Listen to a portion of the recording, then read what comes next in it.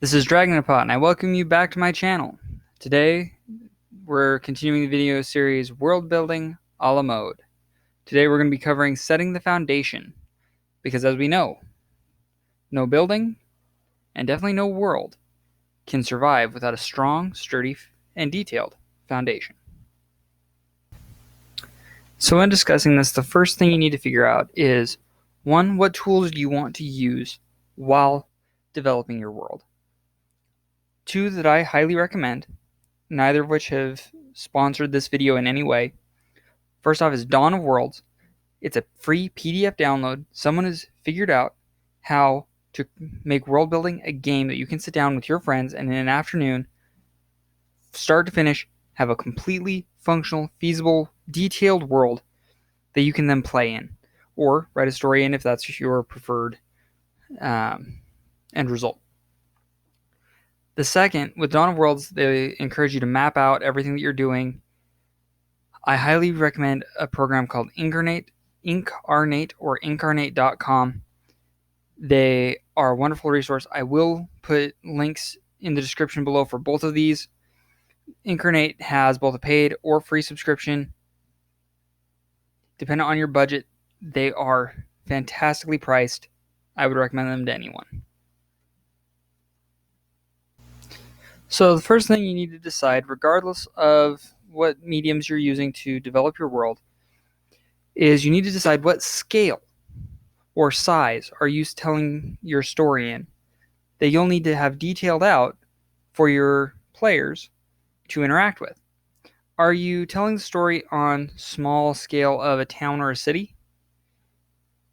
Are you doing the scale of a province, staying within a few small, closely located cities or towns, villages, hamlets, so on and so forth? Or are you going up to a kingdom, trying to save the kingdom from warring neighbors?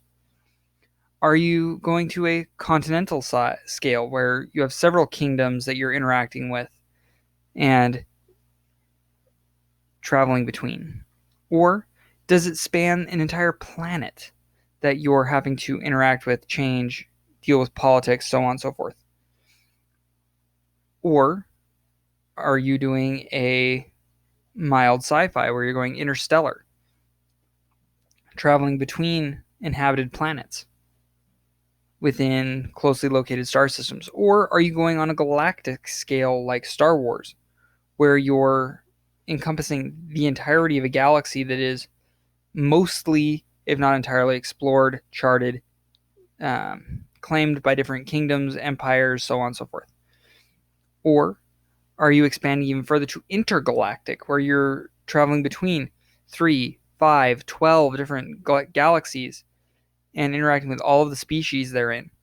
Or are you going even further and doing a multiversal campaign where you're traveling between different realms and realities, dimensions, that you're having to deal with completely alien laws of physics?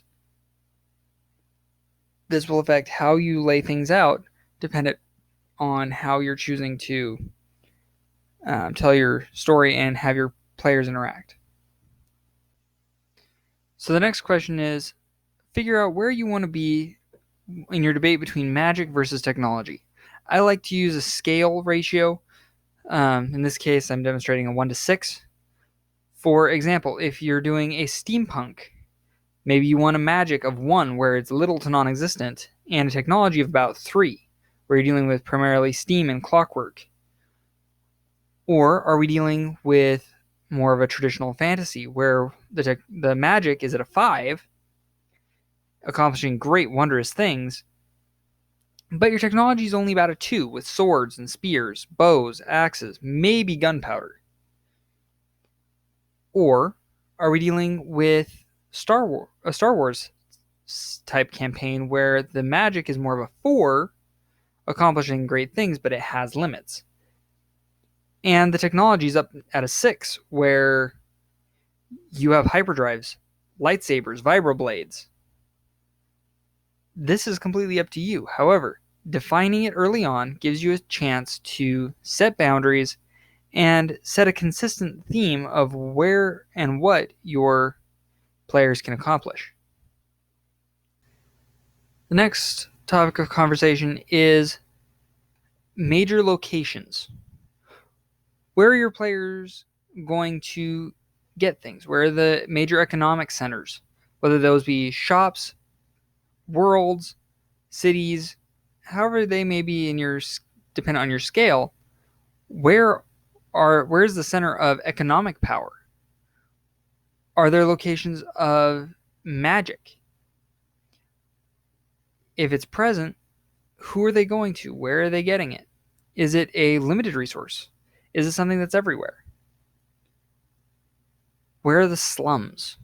Where do the ne'er-do-wells of society go to hide or find trouble?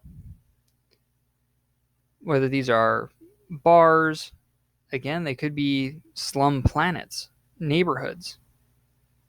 There could be even small cities, ghettos that have been set up and either failed economically or ignored, and it's done intentionally.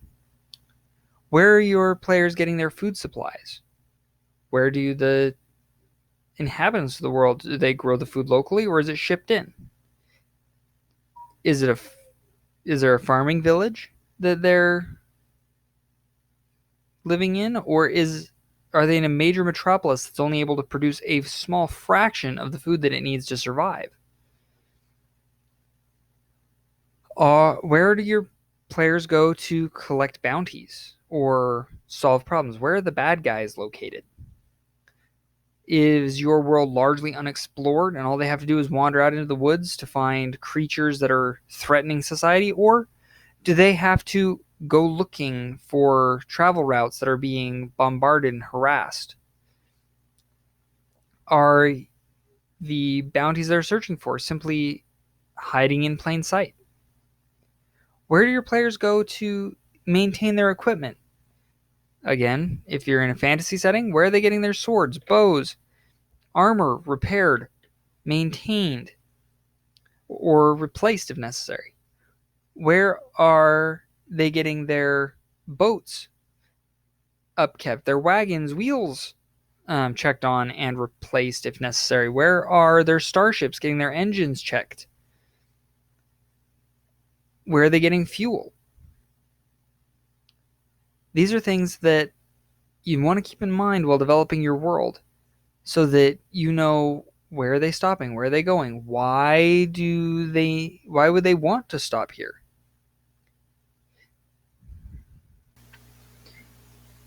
So in discussing world building, you can't bypass history.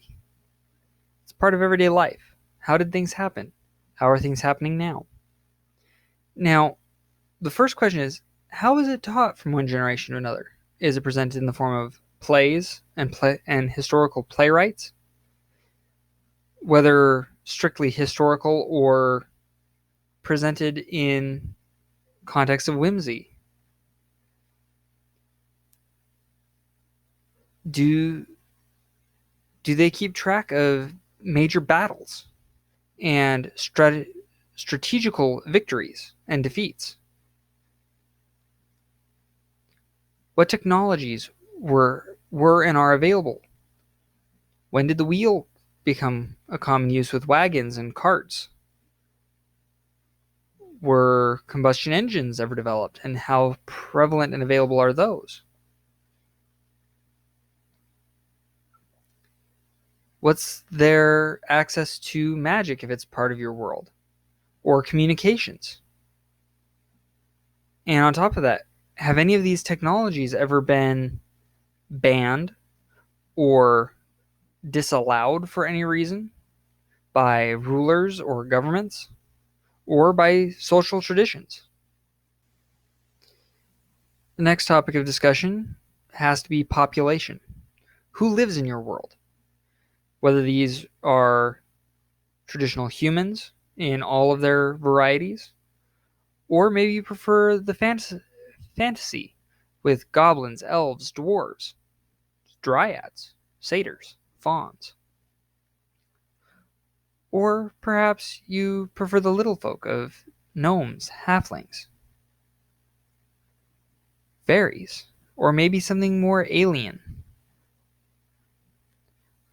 This can greatly vary, but it will affect your world down to its core in how they interact, what wars are fought, are there racial biases, were there communication difficulties between the races. For example, if you have a race of insectoids living next to humanoids, there are going to be some communication difficulties simply due to biological factors. Can they actually pronounce each other's words? What creatures and races and threats are faced by your geography? If you're dealing with fantasy, do you have werewolves and vampires? Sci-fi, are you dealing with space squids? Or maybe just other humanoid populations or near humanoid populations on other worlds? Maybe you choose to do a centauroid that lives on one planet, or a crustacean that is sapient and able to hold not only full conversation but outthink your starship captains and admirals. These can greatly vary and affect how your world operates. I thank you for joining with me today on World Building a la Mode. I would invite you to subscribe so you don't miss out on future videos. And I would, again, thoroughly encourage you to check out the tools that I will, again, leave links in the description below. And I hope that you will continue to enjoy future videos, and I hope to see you soon. This is Dragon the Pot, signing off.